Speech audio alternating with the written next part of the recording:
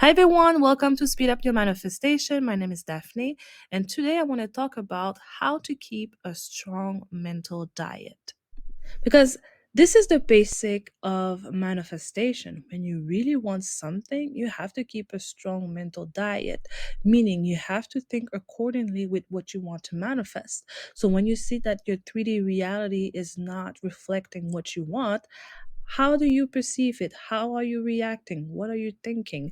Because affirmations in itself and visualization and all the techniques are not enough in if the rest of the day you're being negative or stressed or discouraged, right? But we're human, so of course it happens.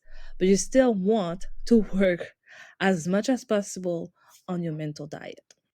So let's hear what Abraham Hicks have to say about the subject. Just the things that are manifestations, manifestations meaning evidence of ongoing vibration.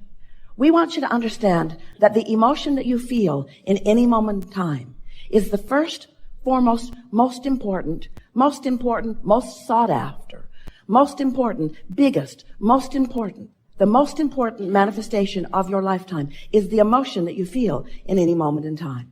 Because that is a manifestation. Now let's say it so that you can hear it. It's a manifestation indication. It's a manifestation indication. Let's say it even better, even more clear, even more accurate. It's a temporary manifestation evidence indication of what you've got going on vibrationally right now. It's not an indictment of who you are. It's not a punishment for who you have been. It's an indication of the mix of vibration that you got going on. And you got to understand, your life has caused you to ask for all kinds of things that you may or may not be up to speed with right now. And your emotions indicate how much you're asking and how in alignment you are with what you're asking. How wonderful is that? So when you feel blame or anger or guilt or grief, when you feel any of those negative emotions that make you say, I need to get better at this. I need to get a grip. I need to get hold of my life. I need to change some conditions so that I will feel better. We want to say to you, we want you to appreciate that manifestation, just like we want you to appreciate your gas gauge when it tells you that you're out of gas or that you're getting close to it so that you can go do something about the replenishment process. Your emotions are your indicator of where you stand in relationship with who you really are and what your magnificent life has caused you to expand to, and what your thoughts, your words in this moment are helping you to allow or disallow relative to that. You get what we're talking about, don't you? So what we really want to say to you as we begin here is, if you can leave this gathering with one strong, solid, personal determination, sort of like a new moment's resolution. Don't wait for the new year. It's far away. And this one already got here and you already screwed it up.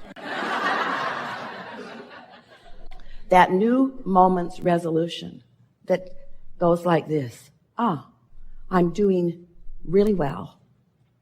I'm right exactly where I want to be in order to experience the most that this life has to give me. You are never in the wrong place, but sometimes you're in the right place looking at things in the wrong way. And every time you're mad at yourself, you're looking at it in the wrong way. Every time you're mad at somebody else, you're doing that too. Every time you're condemning yourself or anyone else, anytime you're not in a state of appreciation, you're disallowing most of who you are in that moment in time. So we know how you must be feeling blah, blah, blah, blah, blah, blah, blah. Because there's just stuff you got to deal with. Esther said to someone that she loves more than life itself the other night, suck it up. She couldn't believe it came out of her mouth. And the reason she said it was because in what Esther saw as the most perfectly designed and orchestrated environment that is even possible upon this planet, this person was complaining about the specifics of that moment. And Esther knew there was no hope for that person in that moment. No condition could be adjusted to make it better. And Esther realized with such vivid awareness. It was shocking to her how clear she understood this in this moment.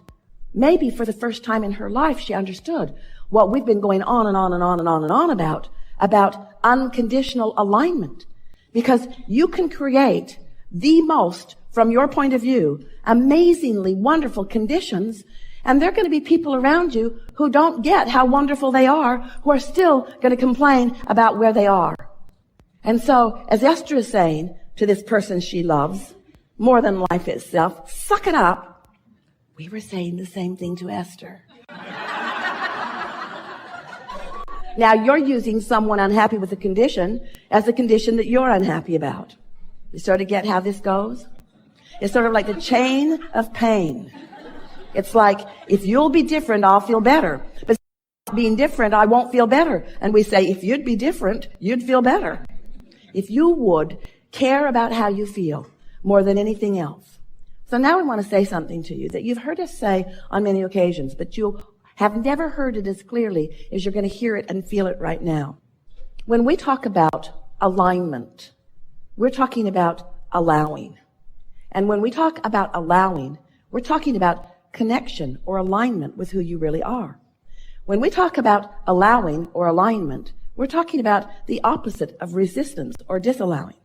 We're talking about allowing, aligning. In fact, we call this the art of allowing. It is an art. You learn how to be in the state of allowing. So when you understand that it's the art of allowing, it's the art of allowing who you are and what you want to flow into your experience, because you're no longer doing those things you do that prevent it. Now you begin to catch the glimpse. You begin to understand that it's all about you controlling your point of attraction. So when we talk about allowing in comparison to resisting, what we really want you to hear in a way that you've never heard it before is that there is a momentum in this energy stream that you've got going on. And sometimes, if you've been complaining about something, if you've been focusing upon it, if you've been talking to other people about it, you have a momentum going, a momentum of resistance that's in the way right now of your allowing. But what we really, really, really want you to understand is that you were born with such a stream, a powerful stream, a momentum of well-being that you cannot ever disconnect yourself from that stream of well-being. It's dominant. Oh, you can pinch yourself off and you can make yourself miserable and you can cry and complain when it really isn't necessary. You can feel as bad as you decide you're willing to let yourself feel, or you can decide to feel as good as you are willing to let yourself feel. But we want you to understand that it's your choice, and it's time to stop giving the blame to the circumstances that you can't control for the way you feel, when there is so much about the way you feel that you can control. So here's the piece that we know will help you with that. This momentum of well-being that is really who you are is the path of most allowance. Now we're going to translate that to you so that you can hear it in human terms with your "we love you so much" negative human ears. The path of least resistance is the same thing as the path of most allowance. And what that means, and people around you are not going to like hearing it from you very much, so don't say it out loud, just know it. Or say it and get ready for the trouble it will make for you. We want you to just try for a little while to practice for yourself the path of least resistance. And what that means is not putting up with conditions that detract you from your alignment. Not demanding that others change, because they're not going to change for you. If they could change, they'd do it for themselves. Don't ask others to feel good just because it feels good to feel good. Feeling good is just far too big a price that some people are not willing to pay. In other words, sometimes they've just got enough momentum going that they just can't feel good. Sometimes the circumstances just feel so big that it feels like you just can't get around it. But you can. You can every single time. And what you want to do, you want to start practicing the path of least resistance. So what that means is, let's just throw out some screwy examples. So there's a bunch of you trying to decide where to go to dinner. And everybody's got a different idea. And you've always been a sort of harmony person. You sort of are like a chameleon. You go with the flow. You don't make a big deal out of it. You're willing to go just about anywhere because you're going for the food, but you're going for the fun. And so, but they're all bickering about where they want to go and what they want to eat. The path of least resistance is to get in your car and go away from them. That's the path of least resistance. Don't stand there and ask them to be good. They're not practiced at that. They're not practicing harmony. So, okay, Abraham, what are you saying? So there's a group of significantly selfish people, and you tell us that selfishness is good, and they cannot come to agreement on what they want to eat. And we say, well, maybe they can come to agreement. We're just saying if they don't, you come to agreement with what you want to eat and go eat it.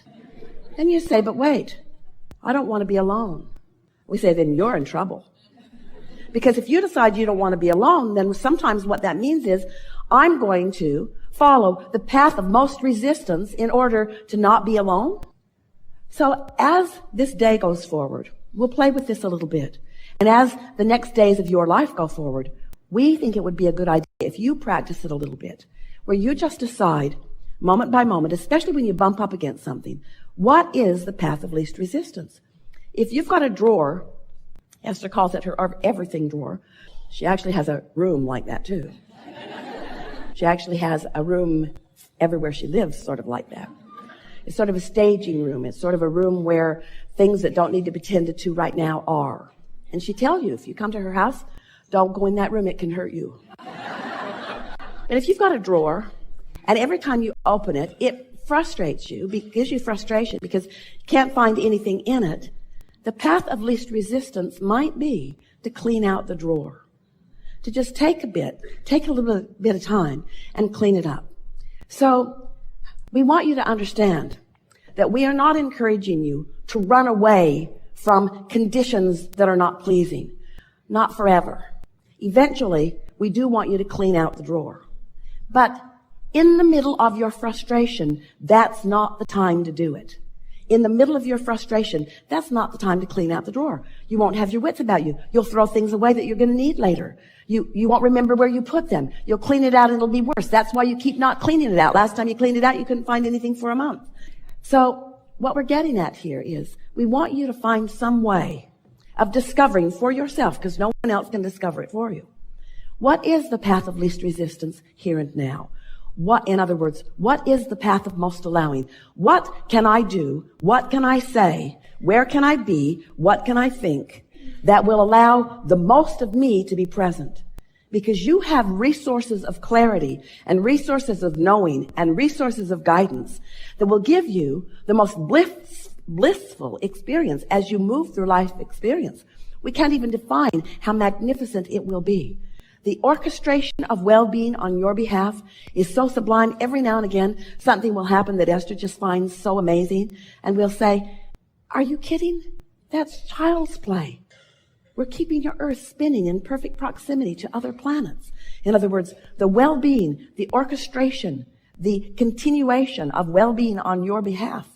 We want you to try to wrap your head around that and begin to understand how blessed you are and how fortunate you are and how in the right place at the right time you are and how even this problem that you want to go away is producing for you significant value if you will relax and stop railing against it. Stop condemning yourself for being in the middle of it. Stop condemning anybody else who's in the middle of it and instead accept it as an indication of a pattern of vibration that you're working the bumps out of in order to live your blissful life experience.